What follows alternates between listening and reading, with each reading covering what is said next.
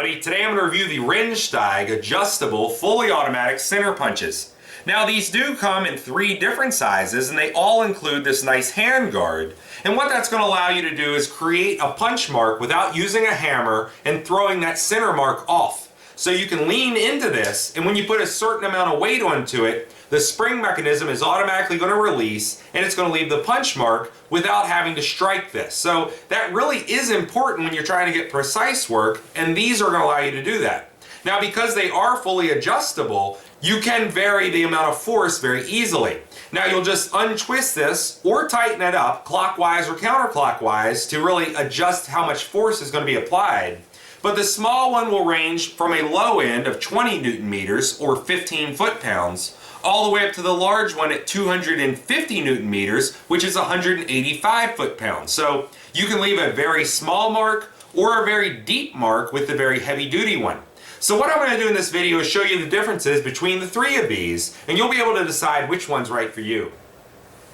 Now here's a closer look at all 3 different sizes. We do have the small, medium, as well as the large.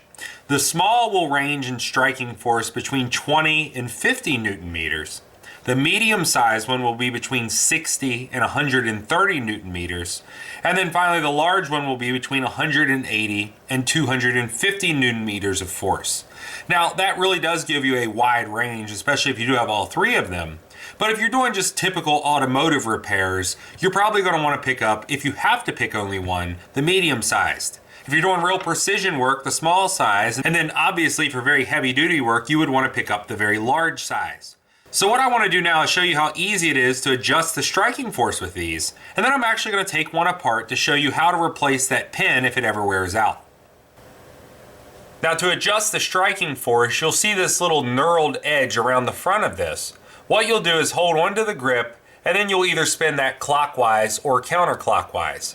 I have it turned down all the way so it would be on the maximum amount of force the way I had it. But you can see as you unscrew it, it's actually going to be coming out of the handle, which is going to lower the striking force. So as you get it out further, the striking force is going to go down. And then finally, if you unscrew it all the way, it will actually separate from the actual grip, and you can see the spring underneath. So if you ever need to service this, you'll need to take the grip and the spring out, and then this front portion will separate from the rear housing. So just grabbing onto it, we can untwist this, and just with a little bit of force, you can untwist that out of there. Inside is going to be the striking mechanism, as well as a spring, and then the pin also. So here's the striking mechanism and the spring that's going to activate. And then if you ever need to replace this pin, you can simply just pop it out of there and put a new one in. Using a piece of 18 gauge flat sheet metal, I'm going to take a Sharpie marker and make 2 different points on there. Then what we're going to do is use the automatic center punch to center a hole in the middle of the first dot. And we're going to go ahead and take a standard center punch along with a chisel holder and a hammer to mark the center of the second dot. Now typically with these, your hand will be thrown off slightly because when you do swing the hammer, even with very little force, your whole body does move slightly. Where the automatic center punch, you'll be able to lean down with force and it's going to automatically release that pin to strike the surface. So I think when you see the 2 zoomed in close side by side, you are going to see the major difference in accuracy when you use an automatic center punch versus just a standard one. Okay, I made 2 different marks on the sheet metal, and what I'll be doing is trying to hit both of the centers of these with the 2 different center punches. On this side, I'll be using the automatic center punch. On this side, I'll be using a traditional center punch fixed inside of a chisel handle, and I'll be hitting it with a standard hammer. Now, what will happen when I hit that with the hammer, because I have to hold this with one hand and strike with the other, my whole body is going to move slightly, and it typically will throw that mark off. Where the automatic center punch, all I need to do is lean down with my weight. It's going to automatically release that pin and release the pressure without me having to move anything. So I will be able to get a more precise mark with the automatic center punch over the traditional one. But what we're going to do is go ahead and strike both of these now, and then zoom in very close so you can compare the 2.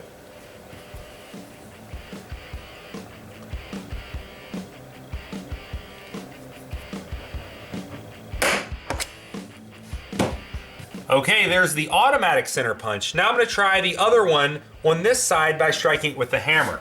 So I'm going to go ahead and line it up with the center of the mark. And then I'm going to grab the hammer and I'm going to go ahead and strike it and see how we do with that side. And now zooming in real close, we'll be able to compare the two. So there you go. The side that I hit with the automatic center punch was perfectly centered. And then the side that I hit with the traditional center punch, along with that chisel handle, and I had to hit it with the hammer. When I did swing the hammer, it obviously threw the tip of that slightly off, and it was no longer centered on our mark. Okay, now what I'm going to do is show you the differences between the three of these as far as the type of indentation they are going to leave. Now I do have them all turned up to maximum power. So the small one is going to be at 50 Newton meters. The medium one is going to be at 130 Newton meters. And then finally the large one will be at 250 Newton meters of striking force.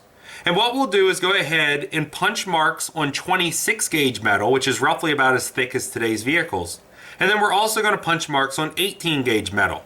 So what you'll be able to do is just see which one would be the best for you. You know, let's say you're working every day in an auto body repair shop and you might need to drill holes into just standard sheet metal.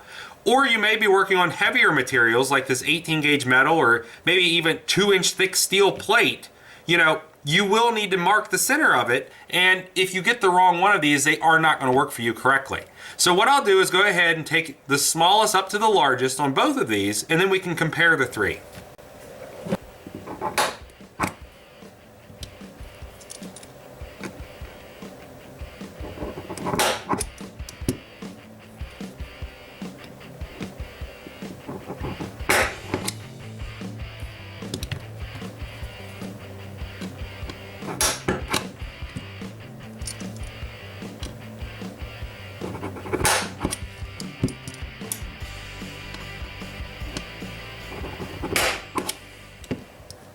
Okay, right here side by side is the marks that the small one made. And you can see on this 26 gauge, it's basically non-existent.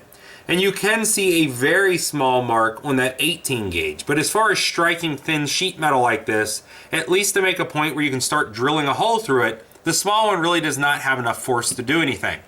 Now the medium one would be very usable, especially with the thinner gauge metal. You can see it left a very deep mark on the 26 gauge. And then it did leave an indentation on the 18 gauge. And now finally, moving up to the large size, it left a tremendously deep, almost all the way through indentation on the 26 gauge. And then it did leave a deeper mark on the 18 gauge. Now keep in mind, this is with the power turned all the way up, and we could easily unscrew these in order to make not as deep of a mark in any type of material. Now, so just keep in mind, with the small one especially, it really didn't leave much of a mark at all. So if you turn that force down, it probably wouldn't have even left a mark. And then the medium one did leave quite a mark. You know, even on the 26 gauge metal, that could have stood to be turned down some. On the 18 gauge, it did leave a fairly nice indentation. And then the large size on both of them left very good indentations, but you know, honestly, you could turn it down also. So really, if you're going to be drilling into a lot of different metal that's not very thin or soft metals such as brass or maybe even copper, you really want to go with either the medium or large size. Now, if you are dealing with a very soft metal or even a plastic, you may want to go with that very small size because it's not going to damage anything. So now you've seen the Rennsteig adjustable, fully automatic center punches for yourself. These are very comfortable to use, and because they do have that included handguard on them, there's never a need to strike these with a hammer, which would just end up damaging them. To activate it, all you need to do is lean into this with your body weight, and that's going to create the force needed to activate that spring mechanism, which is going to take the actual hardened pin and create that center mark. Now, what you're going to want to do with these is not use them on anything hardened. So any hardened steel will damage these, but just standard steel, automotive bolts, things like that, it's not going to be any problem at all. And this is going to give you a true center mark when you line it up correctly. So unlike using something that would hold just a regular center punch and then hit it with a hammer, you know, just you moving by swinging the hammer very often throws that off. But because you can line this up and press down with force, it's going to give you a more accurate punch every time. Now let's say you're working on an exhaust manifold and you have an exhaust manifold stud that's just seized in place and you can't reuse it, or maybe it's broken off. You can cut those off flush, mark the center of them with this, and then just using a metal drilling drill bit, you can drill right down through the center of it, re-tap the hole, and you'll be on your way.